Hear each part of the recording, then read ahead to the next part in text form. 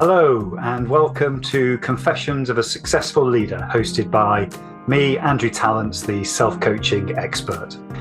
In each episode of the show, we hear the insightful confessions of a successful leader who wants to inspire others to live their professional and personal dreams. I am always keen to hear your feedback, particularly in relation to the kinds of leaders you would like me to invite onto the show in future. But for now, sit back, relax, and enjoy the rich insights from our special guest. Hello and welcome to another episode of Confessions of a Successful Leader, hosted by me, Andrew Tallents, the self-coaching expert. I'm delighted that Bastien Blanc has joined me in the studio today. Bastien has over 30 years of experience in the hospitality and tourism industry in over 4 continents. He is a passionate and driven leader who empowers people and delivers excellence. As the CEO of Trocadero Hospitality Global, he oversees the hotel management, asset management, advisory, and real estate services of their holistic hospitality partner company. Bastien has led and supported the opening, operation, and growth of various hotel properties from budget to luxury in diverse markets and regions, including North America, Europe, Russia, India, Middle East, Africa, and the Indian Ocean. He is a mentor and coach who values teamwork, collaboration, and continuous learning. Bastien is a keynote speaker and enjoys sharing his insights and knowledge on the ever-changing hospitality and tourism industry. Bastien, welcome to the show. Thank you so much for having me. After such an introduction, I feel so old, Well, I'm older than you, so what does that make me? It's lovely to have you here, Bastien. We're going to spend a little time getting to know each other, and obviously the audience is very interested in understanding a bit more about you. So why don't we start there in terms of just telling us a bit more about yourself and where your current focus is? So my name is Bastien Blanc, as you mentioned. I'm leading Trocadero Hospitality Global. We have offices in Europe, Middle East, and Australia. Right now, we are operating in 7 countries already, where we have different hotels, mostly budget and mid-scale. Personally, I'm a French citizen. I've been living abroad for more than 25 years. And as you mentioned, 30 years in total in hospitality. And at the present time, I'm based in Saudi Arabia, which is the 14th country where I've been living. So lots of travel and lots of discoveries along the way.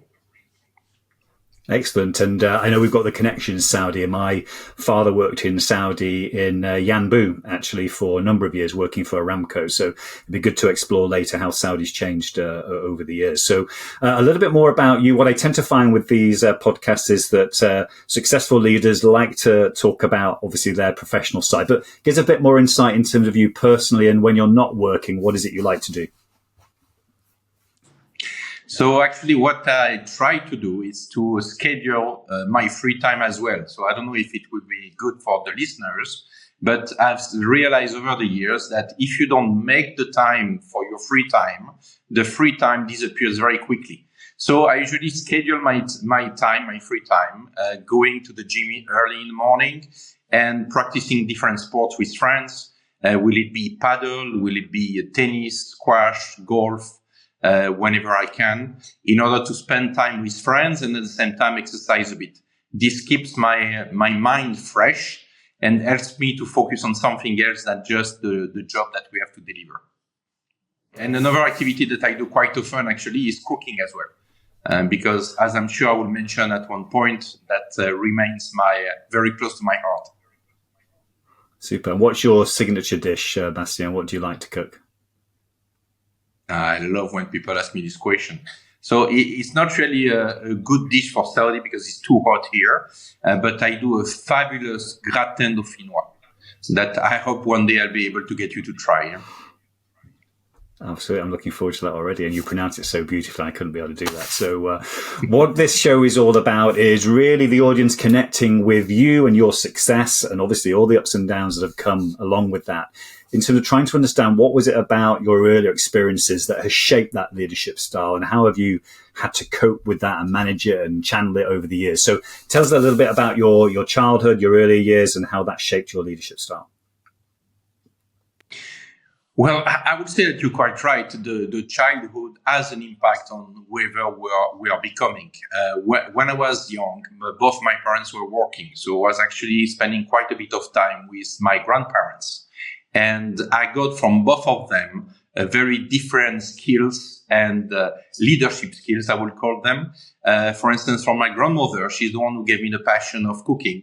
And she gave me the passion as well of making people happy. Because basically she was spending most of her days in the kitchen, always doing new dishes and always trying to distribute to the neighbors and to the different family members. And her spirit was not just to cook. She wanted people to be happy from what she was cooking. So there was already this customer experience driven approach, if you want, that I got from her. And from my grandfather was actually what we call pupil of the nation. Which is an orphan, yeah? So he didn't have any parents. So what I got from him was his drive, because throughout his life, his career, that he started actually at 12 years old, he had the drive to keep on developing and growing in the world, and always trying to do new things, in order for him to grow in his career. And the drive, I think I got him from him. The drive of doing new things and the drive as well to travel and constantly discover, yeah. And in those early years, once you got into the workplace, how did that family environment really help you to succeed in those first 5 or 10 years? Well, my grandmother, again, she helped a lot with all the finger cuts that I could get from my time in the kitchen, yeah. So she was really constantly supporting me, taking care of me and telling me, that's your passion, that's what you want to do, so keep on doing it. Don't worry, I will take care of the cuts. Yeah? So this kind of support that was making me feel that what I wanted to do was something I could do if I was putting more efforts into it. So this was extremely supportive. And my grandfather was always telling me that whatever you're doing now, you need to have your eyes on the prize. Yeah? So trying to think what you want to do afterwards. And that's something as well that was very supportive to my early years, because I knew that what I wanted to do every single time, what I wanted to achieve. And I kept on having this drive thanks to him. Yeah? And back then, what was that dream back then? So you had this drive, you had the supportive, infrastructure around you, but what was the dream back then? So the dream was to be executive chef. And I always say, when I go around my hotels and I meet with the chefs and the team in the hotels, I always say that I'm a failed, successful executive chef. Because I've never succeeded to be a great executive chef, because my culinary skills were not strong enough because of my little fatty fingers. But thanks to this drive, it has helped me to keep on growing and in the hospitality industry. So it has been the base of my drive to join this industry. Yeah. And I work with a lot of leaders, and we've talked about this in the past, and this drive comes up a lot in terms of entrepreneurial leaders, where you can just put them in any environment, any culture, they'll be resourceful, they'll actually make things happen. But there are downsides to that as well. So when did you first notice that maybe some of the things that were natural to you in terms of your drive and your energy to get things happening were maybe impacting your ability, either relationships or in leadership? When did you first notice that? Oh, this actually it took me quite a few years. So first, I realized that this drive at the beginning was really negatively impacting as well the way I could communicate with the team and lead the team. Because like everybody, I went through the phase of being much more of manager than a leader. And for instance, when I was working in France, in Luxembourg, in UK, this very hierarchical way to lead the people was working very well. But then when I moved to Canada, this was not appropriate anymore, because I had not learned how to say thank you, how to encourage, and this was something really that I discovered during my years in Canada, and that I've been using all the way since. So that was from the leadership standpoint. From the work standpoint, it took me a few more years to realize that I needed to organize my life not only around work in order to have a much more balanced life. And this, I think, I discovered it when I was leaving Poland and reaching Russia, because I realized that at the end of the day, I could be working 24 hours a day, but if anything happens to me, I would be replaced the next day. So I wanted to keep the right balance between me delivering and doing what I like to do and what the different companies I've been working with were expecting, while as well developing a private life on the side. And that's when actually I started to schedule personal time and making sure I was keeping this time for myself. And we've not talked about this in the past, but in terms of that personal time for yourself, how much time during your career have you managed to put time in for reflection on what it is that you're doing well, what needs to improve, what is it that actually you can get some support from others? How often have you been doing that? So the pondering time, as I call it, I don't know if the correct way to call it, but that's the way I call it. So I actually, since 2017, so it's not that long ago, but I've been scheduling this as well, making sure that I keep one morning every single week, which is purely related or focused on pondering and thinking about how we can do things better. Because you get very busy with the business, and you might lose focus on keeping time with this pondering and focusing on how you can get better, how you can help your business to get better, how you can help your team to get better. And by allocating time again, because you only have one life, so I've got one agenda. I know many people like to have different agendas. I've got one because I've got only one life, so one agenda. And I keep this time specifically for the thinking and pondering. And I admire the fact that you do that. It's very hard, isn't it, to keep disciplined around that? How does it work when you've got all of these different stakeholders that don't necessarily appreciate that that time is your time and they want to come into your space? How do you manage that?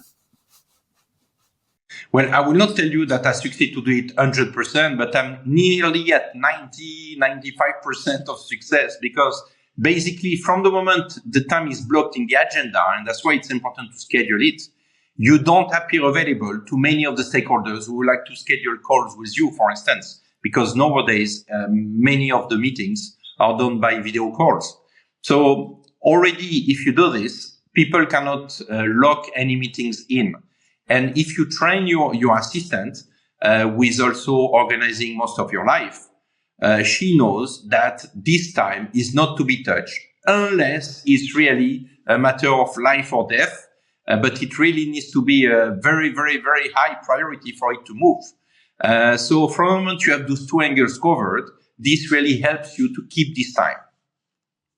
And the third stakeholder in that case are the people in the office. And the people in the office know that the door is always open, because the open door policy is something very basic. Yeah? But they know as well, and they appreciate that when the door is closed, they don't come in, they don't knock. They know that there is no point to knock, because if the door is closed, it means that the time is reserved for something else. Will it be a conference call or will it be pondering? So if you have those three angles covered, normally it helps you a lot to keep this time to the side. Yeah. And what I love about your background, Bastien, is that you have worked in very, very different cultures. You've talked about Canada, you've talked about Eastern Europe, obviously the Middle East. So North America generally. So for you, what have you learned about yourself in terms of how the culture and environment, like the Canadian experience, shaped you versus your insight and reflection wherever you are shaping you in terms of a leader? Tell us a bit about that. Well, you go back to the pondering element. You realize that actually you never know what you don't know. Yeah. So basically, every single destination helps you to learn if you are aware that you have to learn. Yeah. But it helps you. So through my travels, I've been able to adapt to different languages, different culture, different educational processes. And I've been listening a lot. Because this is the key, not only when you travel, but even if you stay in the same country all your life. listening to the different stakeholders around you. And this helps you to adapt your style, not only to the different countries, but within the same team. You can have to adapt 3 or 4 different styles, depending how is your team being built, what kind of generation gaps you have within your team, what kind of experience you have within the team, what kind of nationalities you have within your team. And this adaptability is basically a constant learning. I'm learning every day. This morning I was with some new colleagues. I was listening to them and I was trying to understand how I could help them to grow, how I could bring them an added value. And the listening part is key to all of it. I agree. And as we get older, it gets harder sometimes just to sustain this kind of leadership because of more demands. People demand even more of us. So how do you maintain in a sustainable way your leadership style and making sure that we keep the negative thoughts away? Because they're the things that tend to bring more judgment in rather than being discerning, and our saboteurs kick in. So tell us a bit more about how you maintain that positivity. Well, the base of everything is values. You need to have values. For instance, I know that my values are that I want to do the best for our team, for investors, and to support the company development. And I'm very clear about this. And I want to do it in a way which is respectful and very transparent with the different stakeholders. This helps me to drive the rest of the agenda. Because at the end of the day, people come and people go. You will have saboteurs or naysayers all over the place. But as long as your values are clear, and you are focused on wanting to do the right thing and wanting to support the people around you. Again, will they be your clients or will they be your team? You are able to maintain kind of a line that you are following. I've just celebrated my 50 years in December, or my 2 times 25, as I prefer to say. And something that came to me is that I can see around me some people who have similar age, similar experience, but they are very difficult to work with because they don't want to change. They don't have this sense of adaptability. And when I see the way I'm working now with for instance, in Saudi, you work a lot with the new generation of locals who are between 20 and 30 years with limited experience, limited education in hospitality. They can have very diverse type of education, but not systematically in the right industry. And the way you're working with them requires from you much more time in terms of coaching and mentorship. But I'm doing this because I'm adapting by the way I've been adapting all over my life. But I see many colleagues or partners who have difficulties to do this. But they will not be able to change the country where they are working or the talent they are working with. They need to realize that they are here as well to support the next generation and not the next generation to adapt to them systematically. And only going that way, they're going to be able to deliver what they want to deliver. If not, they're going to find themselves alone because they will have no retention of the team, no commitment. Their leadership will not be really leading anybody. And then the result will not be there. And what I love about what you're saying there, Bastien, is that even though a lot of leaders want others to change around them, the only way in which we can do that is by becoming agile and adaptive ourselves so we can be the change we want to see around us. And I hear exactly what you're saying there. With that in mind, locally where you are now, I remember Saudi Arabia 20 years ago when my father worked there, and say I came to Jeddah and Yanbu and various places. So talk to us a little bit about what's changed there, what's happening in Saudi, what are you experiencing, particularly around the hospitality side? Well, right now in Saudi, there is a huge change within the tourism industry because, as you know, in 2023, they are very glad that they reached 100 billion riyals that have been spent in tourism, which is a new record for the country. They have developed over 100 tourist visitors that includes both national and international visitors going to the different destinations that they are developing. So you can see really an acceleration, both in terms of the development of destinations or secondary destinations, beyond the three major cities, which are Riyadh, Jeddah, and Al-Khobar. But you have the development of Alula. You have all the giga projects like Neom and Red Sea. You have all the projects which are more regional projects, like in the south of the country, in what's called the Asir region, which have mountains and lots of greenery and lots of forest. So you really have a huge and diverse ecosystem of tourism being developed. But what it means as well is that you need to create the right overall ecosystem for the industry. So in this country, people who are operating here needs to invest much more time in training internally, because the national structures from Ministry of Education or others are not fully in place yet. They are being developed, they are being put in place. So you need to understand that when you work in this country, you need to be part of the solution once again, and not wait for the solution to be given to you. So in this country, I invest lots of time doing some guest lecturer in some universities or different hospitality programs. We are also sponsoring some trainings, for instance, culinary trainings coming from Europe in order to train some of the local talent. We are sponsoring some local events related to food and beverage. Could be concept development, or it could be culinary competition as well. So we are really trying to be part of the solution for the country. And this is supporting the acceleration leading to Vision 2030. That depends on both the government support and the industry players' involvement, because that's the only way to reach this kind of target, which is within such a short period of time. Yeah. And that brings me on to another point about, I guess, your view now in terms of leadership in Saudi as well. You've talked a lot about how you've had to adapt. How is that changing in Saudi now in terms of understanding around leadership as opposed to management? Is that starting to become more sophisticated now generally? Well, yes and no.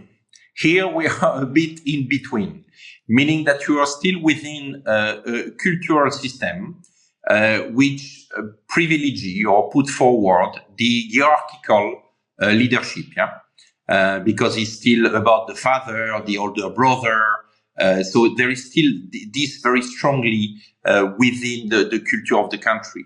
But at the same time, as I just mentioned before, there is a huge need for coaching and mentoring the new generation getting into the workplace in order for them to grow and to grow successfully, because they have huge opportunities given to them thanks to the strong localization efforts which are made. So you need to have a in-between style, which requires a bit of directiveness in the way you're driving the team, while accompanying them at the same time, because you need to support them in order to achieve, because they don't have right now yet still all the tools in order to deliver adequately. So it's kind of a mix. It's showing that you care about their growth while ensuring you're supporting them to achieve the high targets that have been set up by the country. Yeah, thank you for that. And with all the audience that are listening and watching this now that can relate to your story, can relate to the fact about their family upbringing that led to that drive and that resourcefulness and that dream at an early age, what advice would you offer to leaders out there who can relate to this so they can channel those early experiences, whatever they are, into their own sustainable leadership?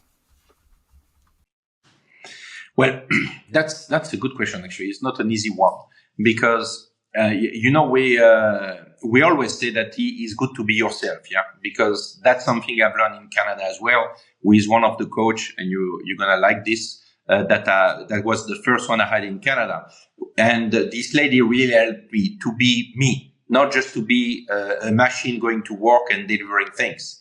So to understand who you are, to understand where you come from, to understand what these experiences that you had during your young years have helped you to acquire, will make you unique. And from the moment you're unique, you know in which, let's say, boxes or jobs or companies you can work in. And you will relate more and more. And this is happening a lot with the new generation. But with the 2 times 25 generation, it was less the case before. With the new generation, really looking for companies which are aligned with their values. And this is question that I never had in interviews before for many, many years. And now when I interview people in Saudi, people want to understand what you're doing to support the Vision 2030, what you're doing from an ecological point of view, what you're doing to invest in your people. Those are lots of questions which are coming up right now. And you can answer to these questions honestly only if you know yourself and you know what you want to achieve with your company and your project. So it's very important to have values, to communicate them transparently, and to make sure that the people who join you understand those values and are aligned with those values. Yeah, I hear that. And it's very difficult for some people to be authentic because of what's happened to them in their childhood. And they have to go on that journey and get the support, as you've described. So thank you for that. And we talked about your dream when you were younger, to become obviously that fantastic culinary individual. What about now as you're 2 times 25? What's the dream for the future for yourself? So first of all, I'm a culinary hero to my wife, which is already a good start, yeah, and to a few of my friends who are able to enjoy my delicacies, but not enough to lead a large team in a hotel in the kitchen, unfortunately. But the dream right now is really to keep on working with the team at Trocadero Hospitality Global. We have been developing quite a bit in the Middle East over the past couple of years. We recently signed our first contract in Colombia, so something brand new for us. And I hope that we're going to keep on developing internationally, and maybe through your podcast even reach some investors that will have shared values with us of investing in people and working with people, and will be interested to work with us in developing hotel projects over the coming years. Great. And what's the best way for them to get in contact with you, Bastien? Well, you can contact us through our website or through LinkedIn, which are the easiest way to connect with us. I can give you an email address as well, but the best way is usually the website. Yeah. Super. I have one question for you before I let you go. And it's really talking about your youth again and now. So if you were to be able to give advice to your 15, 16-year-old self in that really warm environment of your grandparents and that early passion, what would it be? I will talk about the networking element, because that's something definitely that the drive of my grandfather didn't bring to the table, which was networking. And if I was to talk to the youngest me, I will recommend to network and meet people in the industry and outside the industry much earlier than what I did, in order to develop an even stronger network. Because at the end of the day, especially when you travel quite a bit and you're working on different projects in different countries, this network that you are able to establish after many years and by connecting with people in the different countries where you have lived is really a fabulous support for you to achieve along the years. Super. Well, I'm really grateful that we connected through the network. And Bastien, I really appreciate you sharing your experiences with our audience today. I know that many of them out there would have actually been inspired to reflect through this space that you've been talking about their own leadership style, about how they can actually lead themselves more effectively, how they can actually lead others more effectively, and also gain some insight in terms of the different cultures they may encounter as they develop their careers. So, Bastien, again, thank you very much for coming on the show. Now, thank you for having me. Thank you for giving me this platform to share with people that hopefully this experience will be able to help in their own development. I hope you enjoyed this episode of Confessions of a Successful Leader. You can access all previous episodes of the show at confessionsofaSuccessfulLeader.com. If you are interested in finding out more about conscious leadership and self-coaching, just type in Andrew Tallents into LinkedIn or your favorite browser, and you'll find my contact details and all the content that you need. Until next time, don't forget to stay present, curious, and above all, conscious.